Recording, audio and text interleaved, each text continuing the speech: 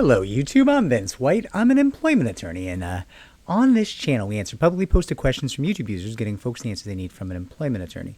We've got a question here from YouTube user Sliding Thunder 1, who says, "Hello, Vince. I filed a charge on the grounds of religious discrimination and retaliation with the Equal Employment Opportunity Commission about 18 plus months ago against my former employer. I turned over both audio and video evidence as well as relevant emails and paperwork corroborating my charges. My former employer lied through their position statement, and of course, they have no proof to substantiate any of their claims, largely because that proof does not exist. It is clear as day that I was wrongfully terminated, and I have proven that. Any idea why they've taken this long and have yet to make a ruling? I don't understand." Okay, so they're not going to make a ruling, I guess is the first thing we got to talk about here. The EEOC doesn't really rule on cases. Data reflects the EEOC gets involved in less than 1% of the cases filed with it. Way less than 1%, just to be clear. And essentially what the EEOC is going to do is issue you a right to sue letter, statistically speaking, most likely. And that right to sue letter gives you access to federal court. Now, whether they issue that to you now or later is almost meaningless to them. They don't care. The main thing they want to do is not work.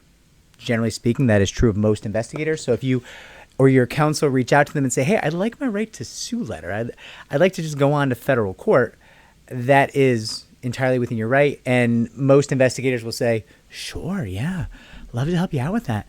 I can have an intern do that, and then I just do nothing." And they're super excited to get paid to do nothing, because that's why a lot of these people go to work for the EEOC, right? And listen, let me be clear. There's good people who work for the EEOC. Like, don't get it twisted. Like, there's some stars, studs, magical, amazing human beings, women and men who help and do great things. They are the rarity. They are the exception at the EEOC, just overwhelmingly.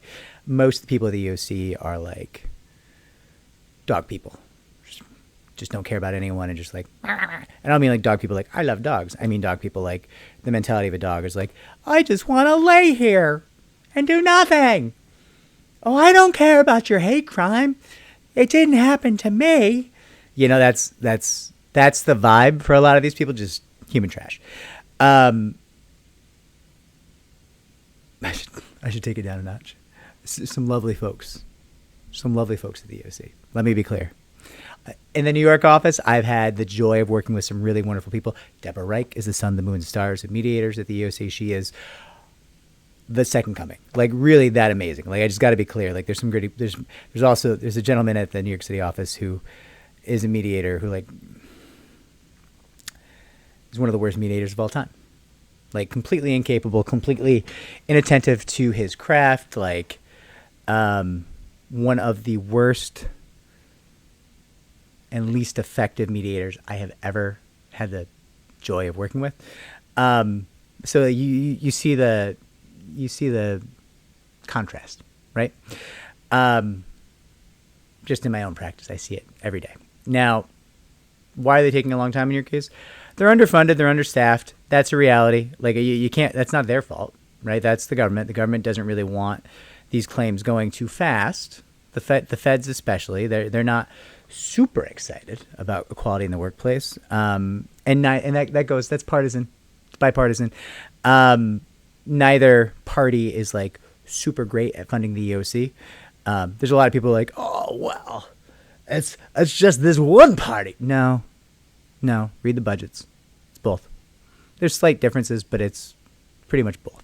Like, both parties are fully in the jaws of corporate capture, and that means that they're not like always excited to like go for labor and equality, and we should do the right thing, and this agency that does good things should be funded. Nope. Just statistically not the case. And all claims from both parties about being the workers' parties, nah. Hard no on both. Liar, pants on fire for both parties. 100%. There are certainly parties out there who would like, I think, to be the Workers' Party, but they are generally not going to be electable in most jurisdictions in the country, and, you know, this and that. And people don't really want to look into their employee rights and vote accordingly, and, you know, it's tough. It's tough. So be it. Anyways, Sliding Thunder 1, You could ask for your right to sue letter. They're just going to keep taking their time. They could take 3 to 4 years if you don't do something. It's rare, but it happens. I've seen it happen. And it'll happen if you let it happen. So, if you don't want to let it happen, talk to your attorney and be like, hey, let's go into litigation. What are we doing? Why are we sitting? Got this strong case, got this video evidence, this audio evidence. They got nothing. Their position statement was lies, lies, lies, lies, lies. Our rebuttal was just nuking them into the next century. So what are we doing? Right? Why isn't the case settled? Case isn't going to settle. Why isn't it in litigation? Let's be aggressive. Be aggressive. Be aggressive. Right? You gotta make things happen. If you're sitting around, nothing's going to happen. And that's not your job. You have a counsel, you have a representation, and that's their job. And what I would just recommend is maybe have a conversation like, hey, why is the case sitting? Why is the case sitting? Why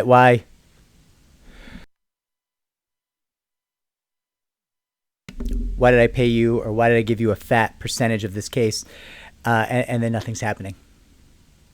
Right? I'm giving you things in return for your experience, your skill, your attention, and your time, and your aggression. And it'd be cool if I got those things instead of letting this sit for another year and a half, because it's been sitting for a year and a half. Like they obviously did it sounds like they did a rebuttal for you, and there's been some back and forth, and you're generally pleased, and that's great. I love that. That makes me happy. But and I'm not taking any shots at your counsel, but I am saying you're kind of expressing, hey, I'd like this to move. And that's not hard. That's a 20-minute letter. Dear EEOC, we'd like to do your work for you.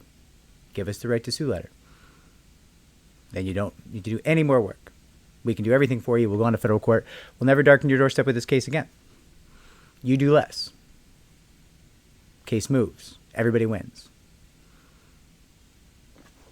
20 minutes. Right? Like, what are we doing? It's a form letter. We do it here all the time. Sometimes you grease the wheels a little bit. Try to do right by the investigator if you can. Try to maintain relationships. You don't want to go to war with your investigators, obviously, especially if you're a firm like ours. We're doing a lot of cases. We run into people over and over again. And let me be clear. Most of the EEOC people we work with are good because we choose to work with them. So we choose to work with good ones.